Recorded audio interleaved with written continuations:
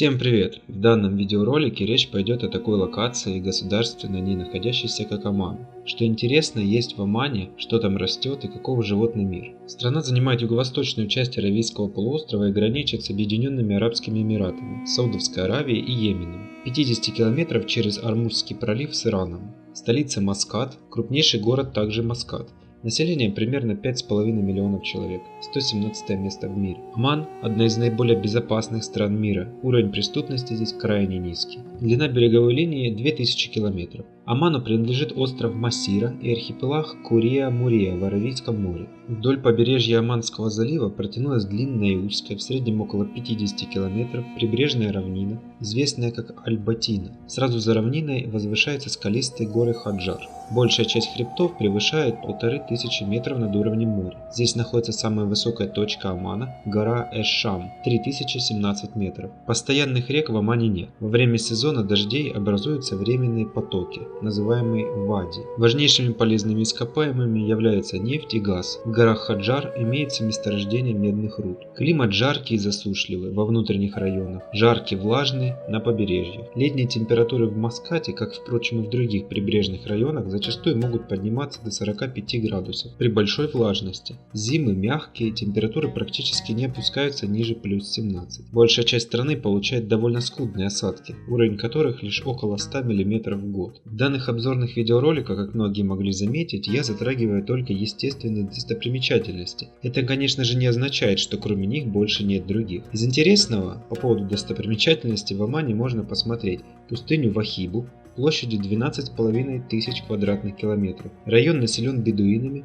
которые собираются в Эль-Хуэйя, оазисе недалеко от границы пустыни, с июня по сентябрь для сбора фиников. Дюны постоянно меняют цвет от сочного янтарного до бледно-оранжевого и перемещаются. Пляжи Мусандама. Мусандам расположен на самом севере страны, на одноименном полуострове и, будучи отдаленным от остальной части Омана, территории Объединенных Арабских Эмиратов, является полуэксклавом. Полуостров получил второе название – Аравийская Норвегия, благодаря тому, что прибрежные скалы создают причудливые лабиринты заливов, которые похожи на скандинавские фьорды. Когда-то это место называли пиратским берегом, а со временем его облюбовали контрабандисты. Скалистые лабиринты пещер служили для них надежным укрытием. Теперь в Мусандаме расположились великолепные пляжи. Богатый подводный мир представлен красивейшими коралловыми рифами и их обитателями. Рас-аль-Джинд расположен на границе Оманского залива и Аравийского моря. Единственная возможность посетить заповедник – обратиться в созданный на его территории центр, проводящий экскурсии для наблюдения за процессом откладки яиц древнейших обитателей планеты – зеленых черепах. Их там тысячи. При этом пользоваться фотоаппаратом нельзя, а места, куда приходят черепахи, не освещаются, так как свет их пугает.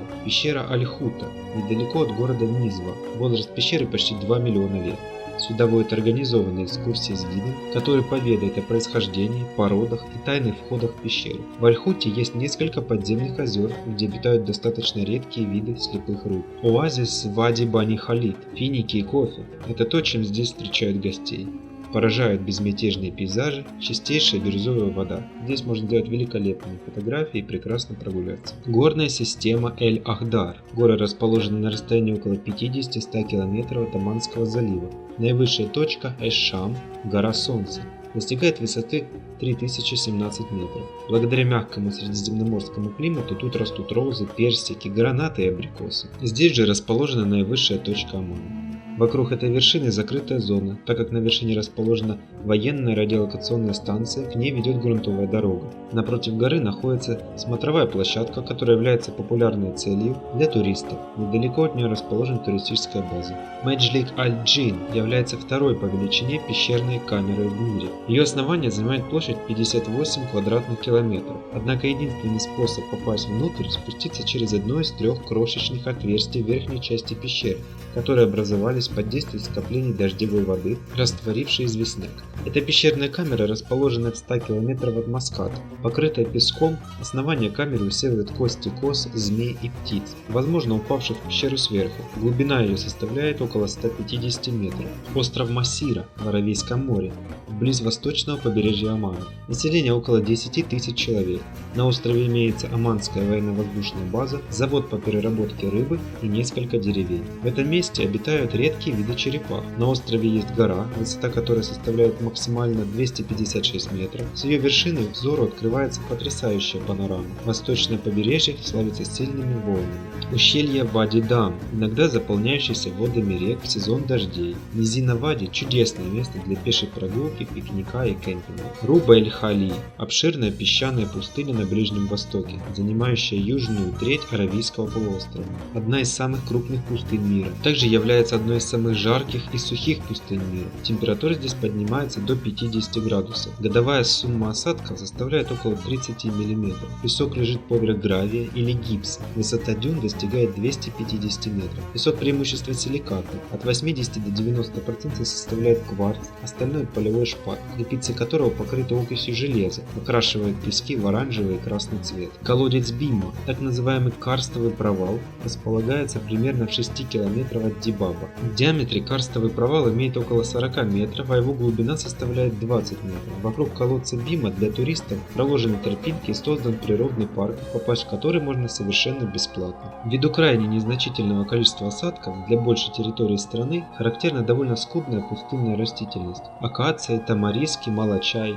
В более увлажненных районах встречаются также дуб, платан, смоковница и другие. Фауна представлена многочисленными грызунами, хамелеонами, гекконами, агамами, шакалами, полосатой гиеной, лисицами, паукообразными. В Омане встречаются также редкие виды животных, такие как аравийский леопард, находящийся под угрозой исчезновения.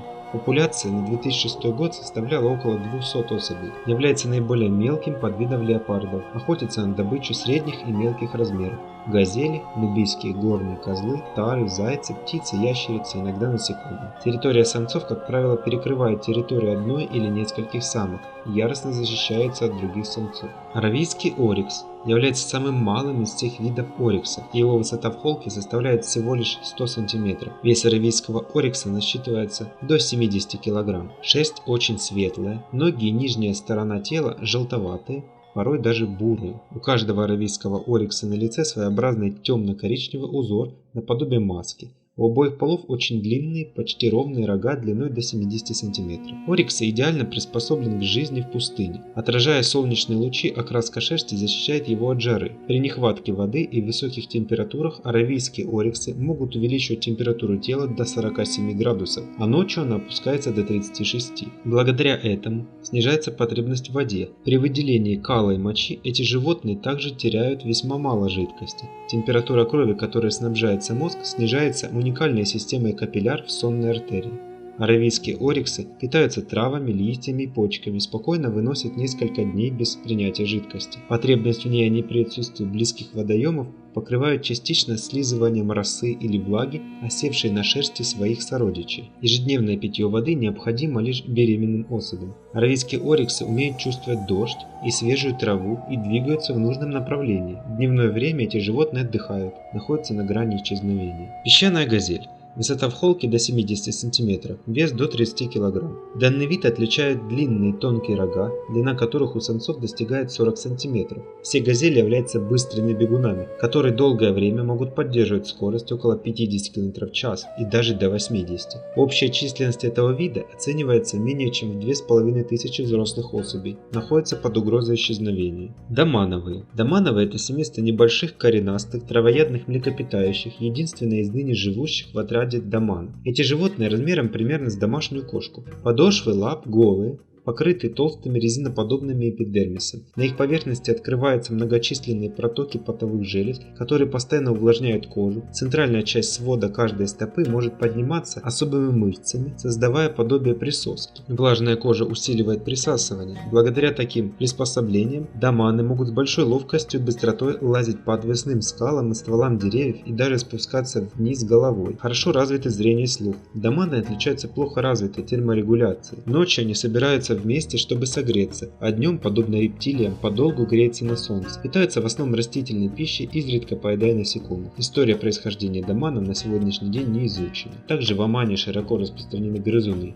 песчанки и тушканчики. Из птиц встречаются соколы, орлы, грифы, аисты, дрофы, арабские куропатки и нектарницы. На территории государства обитает 111 видов пресмыкающихся. Например, интересный калат-кровосос, встречающийся преимущественно на деревьях. В жаркий солнечный день ящерицы ящерица сидит на ветке или на стене и греется на солнце широко открытым ртом. При угрозе способна больно укусить. Питается насекомыми и мелкими позвоночными. Змеи, которые я хотел бы выделить. Украшенный ластохвост, любит мели с песчаным дном, коралловые рифы. Змея активна ночью, питается рыбой. Яд достаточно сильный и опасный для человека. Двухцветная пиламида. Длина не превышает 1 метра. Обитающий в открытом море встречается также в прибрежных районах. Всю жизнь змея проводит в воде, на сушу никогда не выходит. Укрывается среди водорослей, подкарауливает добычу, которую убивают ядом, питается рыбой и осьминогами. Носатая энгидрина. Сильно ядовитая морская змея. Активна как днем, так и ночью, способна погружаться на глубину до 100 метров и оставаться под водой в течение максимум 5 часов. Затем всплывают на поверхность, как и другие морские змеи, они имеют железы, устраняющие избыток соли. Основной их пищей является рыба. Мясо этих змей используется в пищу местными жителями и рыбаками. На долю представителей этого вида относится более 50% всех укусов, вызванных морскими змеями, а также большинство случаев смертельных исходов. Доли яда при одном укусе достаточно, чтобы убить 6 человек. Змея крайне агрессивна. Противоядие от укусов всех морских змей создано с использованием яда представителей этого же вида. Спиральный ластохвост. Возможно, это длиннейший из видов морских змей.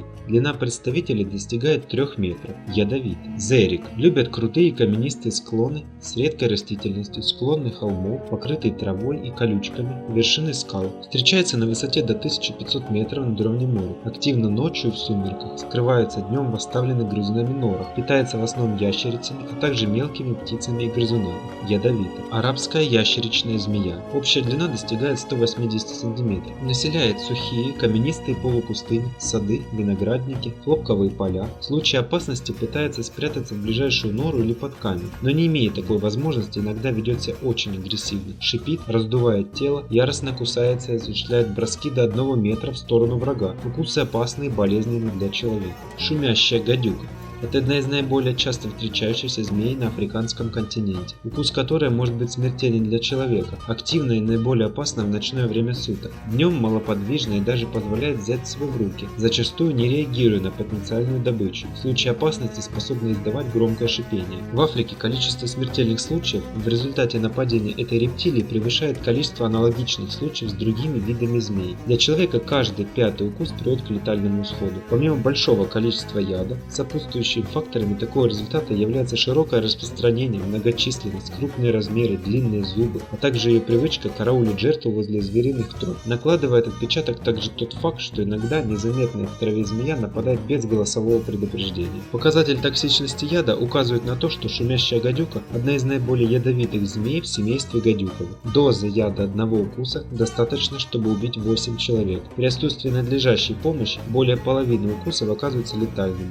Смерть чаще всего наступает через 12-24 часа после происшествия. Персидская ложнорогатая гадюка. Общая длина около 90 см. Любит песчаную местность. При движении часто применяет боковой ход, развивая скорость до 37 см в секунду. Нередко роет песок боковым движением головы, расширяет норы грызунов, хотя она и живет на песчаном грунте, но не умеет утопать в песке с помощью боковых движений туловища. Активно ночью. Питается грызунами, птицами и ящерицами. Ядовит. Песчаная эфа. Одна из 10 самых ядовитых змей мира. К слову, единственный представитель рода, распространенный на территории бывшего СССР, Туркмении, Узбекистане и Таджикистане. Некрупная змея, в длину около 50-60 см. По сильно сыпучим пескам может передвигаться так называемым боковым ходом. Обитает в лесовых и глинистых пустынях, зарослях кустарников, на речных обрывах. Активность весной и осенью дневная, летом ночная. При встрече с человеком предупреждает о себе громким шуршащим звуком. Каждый 7-й человек на земле, который умер от укуса змей, был укушен песчаной эфой. Браминский слепун – единственная партеногеническая змея. Самцы этого вида не обнаружены, а самки без спаривания откладывают яйца размером с земляной орех. Взрослые особи достигают длину 5-10 см, редко до 15, что делает их самыми маленькими из известных видов змей, не ядовиты для человека. Также стоит избегать контакта с толстохвостым скорпионом Андрактонусом. Населяет пустыни, полупустыни и сухие предгорья. Является одним из наиболее высокотоксичных видов мировой скорпионофауны. Укол приводит к тяжелому отравлению и может закончиться смертью пострадавшего, особенно среди детей, стариков и больных сердечно-сосудистыми заболеваниями. Прибрежные воды богаты рыбой. Водятся и ловятся креветки, омары, крабы, сельдевые и тунцовые. Обитают акулы, тигровая, синяя, рифовые. При купании следует опасаться акул, барракуд, скатов, многочисленных коралловых рыб, чьи шипы достаточно ядовиты, а также морских ежей. И да, Оман – одна из самых жарких стран планеты. На этом я буду заканчивать. Надеюсь, было интересно и познавательно. Всем спасибо.